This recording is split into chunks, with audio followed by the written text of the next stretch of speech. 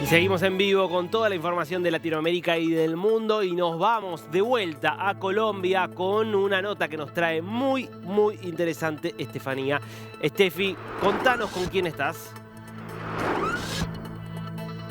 Hola Darío, ¿cómo estás? Estoy con Jorge Enrique Robledo. Él fue candidato a la presidencia, también fue senador, también fue candidato a la alcaldía. Es una persona que entiende muy bien cómo funcionan las cosas en este país. Doctor Robledo, es un gusto tenerlo con nosotros.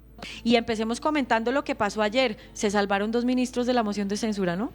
Pero a mí no me sorprende, Estefanía. Yo estuve 20 años en el Senado, hice no sé cuántos debates de moción de censura. Y la norma es que no se ganan. Es pero muy raro que la moción prospere. Porque es que el poder de los ministros, con la plata que manejan, los contratos, los puestos, la mermelada que llamamos aquí en Colombia, es inmensa. Y hay una dosis de irresponsabilidad muy grande en el Congreso. Entonces la gente, en vez de votar a conciencia, vota por las conveniencias. Entonces no es sorprendente que lo de ayer haya pasado, pero eso no les quita a los ministros los gravísimos errores que han cometido y que fueron los que motivaron las mociones de censura. Hay otra pregunta que yo quiero hacerle y es, en este momento, ¿quién sería otra persona que debería ser llamada por lo menos a debate de control? Oh, está en mora de que llamen a debate de control político al presidente de Ecopetrol, ¿cierto? Al doctor Ricardo Roa. Él está, llamemos subyudice, pues políticamente por lo menos está en una situación tremendamente complicada. ¿Por qué? Porque Control Risks, que es una empresa británica que tiene como trabajo investigar cómo están manejando las gerencias a las grandes empresas del mundo, acaba de terminar un informe de más de 100 páginas que recomienda que el señor Ricardo Roa abandone permanentemente o temporalmente la presidencia de Ecopetrol. ¿Cómo serán las embarradas que se han cometido allí? Ahora, si queremos, pues hay un prontuario entero, pero en ese sentido sería muy bueno que el Congreso le hiciera un debate de moción de censura, por supuesto que sí, porque hay muchísimo que sacarle. O sea, si se le mueven los trapos al sol al doctor Roa, eso pues se necesitan unos tendidos bien grandes porque no caben pues en una cuerdita. Pero aparte, uno de los trapos principales es que él fue el jefe de la campaña Petro Presidente y es uno de los principales sospechosos del ingreso de los dineros, ¿no? Sí, ahí hay cosas tan graves como estas. Esa campaña terminó hace 19 meses y el Consejo Nacional Electoral no les recibe las cuentas.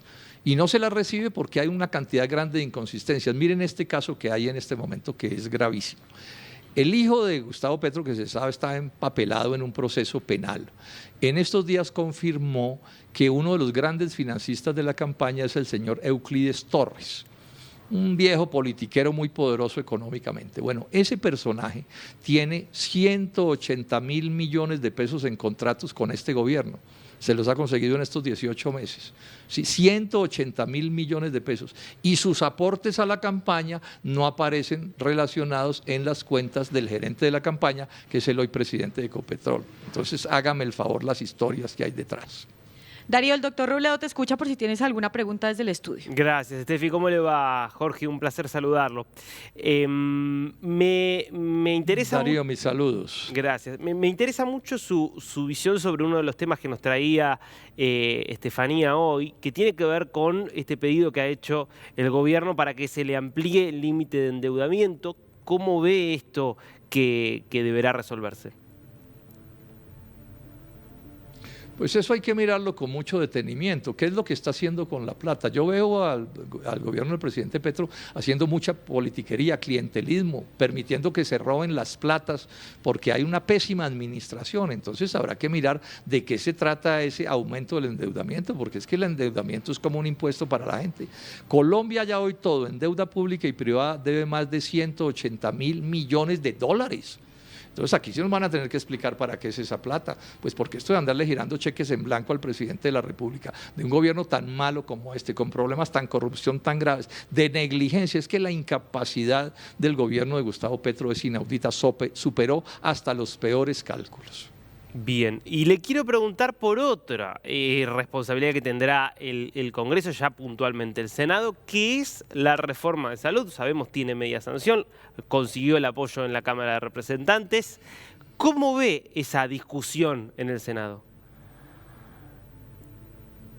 A ver, digamos primero que esa es una reforma. El sistema de salud en Colombia tiene no pocas dificultades, ese es un hecho. Varios de los grandes debates de la historia del Senado en relación con el sistema de salud los hice yo en mis 20 años que estuve en el Congreso. Y sigue habiendo una cantidad muy grande de problemas. Lo que pasa es que el doctor Gustavo Petro propone una reforma que no va al fondo de las cosas y que por otras muchas razones es un tema bien complejo, pues hay una resistencia muy grande en el Senado, que no le quieren aprobar la reforma. Él no tiene los votos suficientes porque además la reforma es una reforma tremendamente confusa. Entonces, de momento hoy esa reforma está hundida. O sea, la mayoría de los ponentes, eso está en una de las comisiones, la mayoría de los ponentes ya pasaron una proposición firmada por ellos que hunde la reforma. Vamos a esperar si la puede resucitar.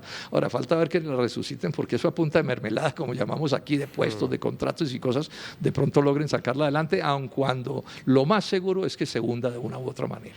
Jorge, yo tengo una última pregunta y lo dejo con Estefanía para que le siga preguntando.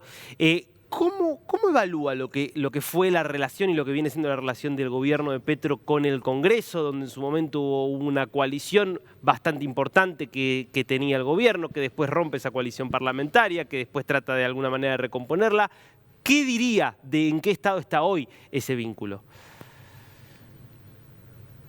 Inicialmente esa relación fue bastante buena con las mayorías del Congreso, porque es que recordemos esto, Petro es un candidato de la oposición muy curioso, él no hubiera ganado sin los votos de los expresidentes Santos, Samper y César Gaviria, y sin los votos del Partido Liberal, el Partido Conservador, el Partido de la U, que son grandes partidos tradicionales. Y empezando el gobierno hizo algún tipo de acuerdo con el doctor Álvaro Uribe Vélez, pues que no conocemos los detalles, pero tienen un acuerdo, están compartiendo, por ejemplo, la política del proceso de paz y la política agraria de Gustavo Petro. Pero Petro en su incapacidad política terminó en conflictos con todos ellos, porque él pensó que los iba a poder arrodillar a lo que fuera, y resulta que esos son personajes que tienen sus propias ideas. A ellos sí les gusta la mermelada, como decimos aquí, y la han recibido toda, pero a la hora de aprobarle los proyectos, entonces se le desafiliaron, como se dice, y esa es la gran dificultad que tiene, y por eso entonces Petro se inventa ese truco de la constituyente. Eso no es más que una cortina de humo, ¿cierto? Un bluff que se llama. Listos ya. Bueno, y la última pregunta, doctor Robledo, yo le quiero preguntar por la seguridad. La seguridad está también en jaque, el proyecto de paz del presidente, ¿cómo lo ve? A ver, las Naciones Unidas sacó hace unas pocas semanas, 2 o 3 semanas, un informe diciendo que las masacres aumentaron el año pasado con respecto al año antepasado.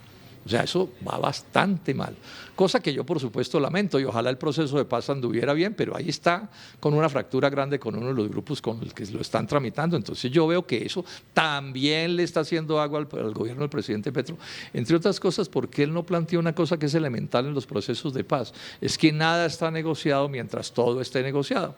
Entonces, claro, cuando él va firmando acuerdos que les convienen a los alzados en armas parciales, pues se los van firmando, pero al final no necesariamente se los van a cumplir. Realmente la incapacidad de Gustavo Petro es sorprendente, pues como persona de gobierno es sorprendente. Él puede ser bueno para conseguir votos y para engatusar colombianos, pero para gobernar es un desastre.